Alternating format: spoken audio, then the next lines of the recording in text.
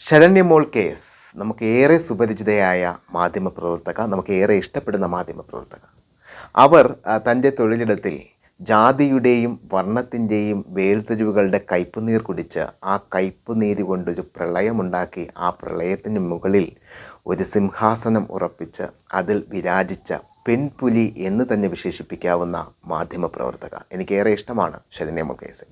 അപ്പോൾ അവർ ഈ അടുത്തിടെ അംബേദ്കർ ജയന്തി, കരിച്ചാറയിൽ നടന്ന അംബേദ്കർ ജയന്തി ഉദ്ഘാടനം ചെയ്യാൻ വേണ്ടിയിട്ട് ശരണ്യമോൾ KS ആണ് എത്തിയത്.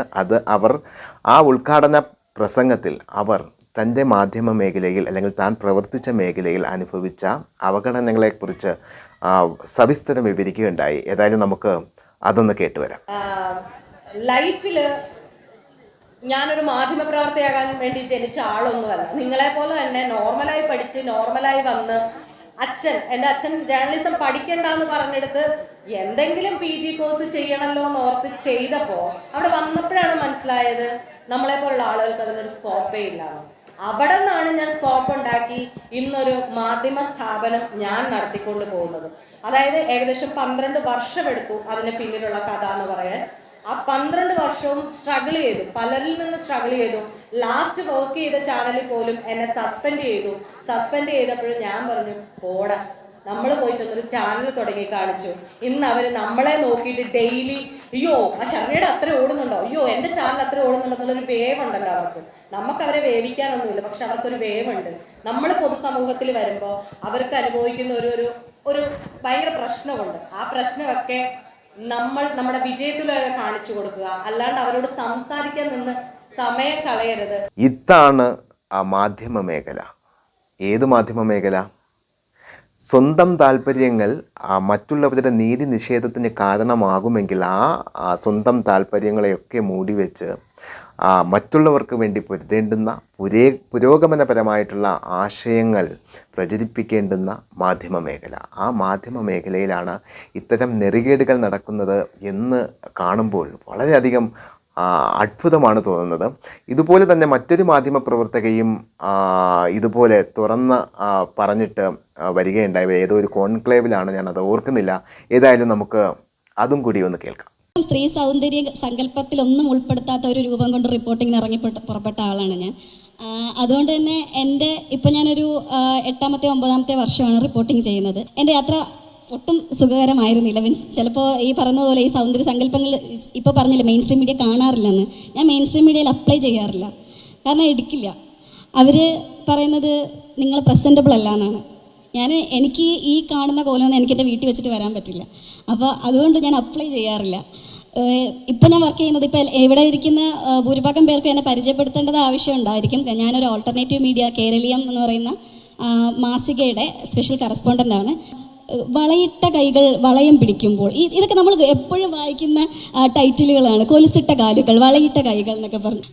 അപ്പോൾ ഇത് നമ്മൾ കേട്ട് മടുത്തത്. ഇവർ നമുക്കൊരു രൂപം സെറ്റ് ചെയ്ത് വെച്ചിട്ടുണ്ട്, അതിൽ നിന്ന് നമ്മൾ പുറത്ത് വരാനോ ഒന്നും പാടില്ല. പിന്നെ ഞാൻ പറയുകയാണ്, ദളിത് സ്ത്രീകൾ വേണം, ന്യൂസ് റൂമിൽ ദളിത് വേണം, സ്ത്രീ വേണം, അങ്ങനെയൊക്കെ നിങ്ങൾ ഇൻക്ലൂസീവ് ആയിട്ടുള്ളൊരു മീഡിയ ഫേം ആയിരിക്കണം എന്നൊക്കെ ആവശ്യപ്പെടുമ്പോൾ ഇത് നമ്മുടെ തലയിലാവും.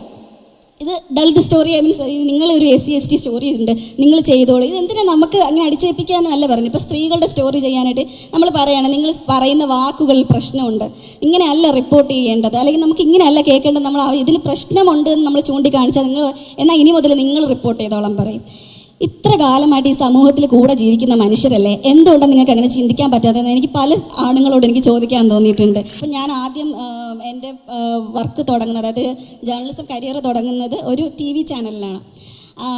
ആ TV ചാനലിൽ അന്നേരം ഞാൻ മാരീഡാണ്, എനിക്കൊരു കുട്ടിയുണ്ട്. അപ്പോൾ ഞാൻ എൻ്റെ ഇൻ്റർവ്യൂവിൽ പോകുമ്പോഴത്തേക്ക് അയാൾ എന്നോട് ചോദിക്കുന്നത്, മീൻസ് പാനലുണ്ടായിരുന്ന ആൾക്കാർ എന്നോട്, MD അടക്കമുള്ള ആൾക്കാർ എന്നോട് ചോദിച്ചത് ഡിവോഴ്സ് ആകാൻ പോവുകയാണോ എന്നാണ്. അപ്പോൾ അന്നെനിക്ക് 21 22 വയസ്സേ ഉള്ളൂ. എനിക്കതെങ്ങനെ റെസ്പോണ്ട് ചെയ്യണമെന്ന് അറിഞ്ഞിരുന്നത്. അപ്പോൾ പെട്ടെന്ന് ഞാൻ ചോദിച്ചു, നിങ്ങളെല്ലാവരും ഡിവോഴ്സ് ആയിട്ടാണോ ഇവിടെ വന്നിരിക്കുന്നതെന്ന് ചോദിച്ചു. എൻ്റെ വളരെ ഇന്നസെൻ്റ് ആയിട്ടുള്ളൊരു ചോദ്യമായിരുന്നു, ഞാൻ അറിയാതെ അങ്ങ് ചോദിച്ചു പോയി. ഞാൻ വേടനെ അനുകൂലിച്ചൊരു വേടനോടൊപ്പം നിരുപാധികം എന്ന് പറഞ്ഞിട്ട് ഞാനൊരു പോസ്റ്റ് ഇട്ടിട്ടുണ്ടായിരുന്നു. അതിൽ വന്ന കമൻസ് എല്ലാം തെറിവിളിയാണെങ്കിൽ പോലും അതിൽ വന്ന 1-2 കമൻസ്, അതായത് നമുക്ക് നിഷ്കുകളായി തോന്നിപ്പിക്കുന്ന, നിഷ്പക്ഷരായി തോന്നിക്കുന്ന, അതായത് ഇപ്പോഴും ജാതിയും മതവും വർണ്ണവും ഒക്കെ ഉണ്ടോ എന്ന് ചോദിക്കുന്ന ചില നിഷ്കളങ്കരെ നമുക്ക് കാണാം. അതൊരിക്കലും നിഷ്കളങ്കമായ ചോദ്യമല്ല. അവർ പറയുന്നത് അപകർഷതാബോധം കൊണ്ടാണ് ഇത്തരക്കാർ ഇങ്ങനെ പറയുന്നത് അല്ലെങ്കിൽ പ്രചരിപ്പിക്കുന്നത് എന്നാണ് ഇവറ്റകളുടെ ന്യായം. എന്നാൽ ഞാൻ പറയട്ടെ, ശുദ്ധ ഉഡായിപ്പാണത്. എന്തുകൊണ്ടെന്ന് വെച്ച് കഴിഞ്ഞാൽ അപകർഷതാബോധം എന്ന ഒരു ചട്ടക്കൂടുണ്ടാക്കി ബാക്കിയുള്ളവരുടെ പ്രതികരണങ്ങളെ അല്ലെങ്കിൽ ഇത്തരക്കാരുടെ പ്രതികരണങ്ങളെ ആ ചട്ടക്കൂടിനുള്ളിൽ ഒതുക്കിക്കളയാവുന്ന ദുഷ്ടലാക്ക് മാത്രമാണ് ഇത്തരം പ്രതികരണങ്ങളുടെ ഒരു അടിസ്ഥാനം എന്ന് നമുക്ക് മനസ്സിലാക്കാൻ കഴിയും. അപ്പോൾ ഇതാണ് മാധ്യമ മേഖലയിലെ അവസ്ഥ, പ്രത്യേകിച്ച് ഓൺലൈൻ മീഡിയാസിൽ. ഇതുപോലെ യാതൊരുവിധ മാധ്യമ നൈതികതയോ മാധ്യമ മൂല്യമോ അല്ലെങ്കിൽ മാധ്യമങ്ങളുടെ ഉത്തരവാദിത്വത്തെക്കുറിച്ചോ യാതൊരുവിധ ധാരണയുമില്ലാതെ മനസ്സിലെ കുഷ്ഠവും മനസ്സിലെ ഫ്രസ്ട്രേഷനും അല്ലെങ്കിൽ മനസ്സിലെ ചില ചോദനകളുമൊക്കെ പ്രകടിപ്പിച്ച് കുറച്ച് പൈസ കൊണ്ടുവന്ന് മാധ്യമ സ്ഥാപനം നടത്തുന്ന കുറേ മാധ്യമ യോളികൾ നമ്മുടെ ഈ മേഖലയിൽ കടന്നു കയറിയിട്ടുണ്ട്. അവരൊക്കെ തന്നെയാണ് ഈ മാധ്യമ മേഖലയിലെ അപജയത്തിന് കാരണം എന്ന് വിശ്വസിക്കുന്ന ഒരാളാണ് ഞാൻ.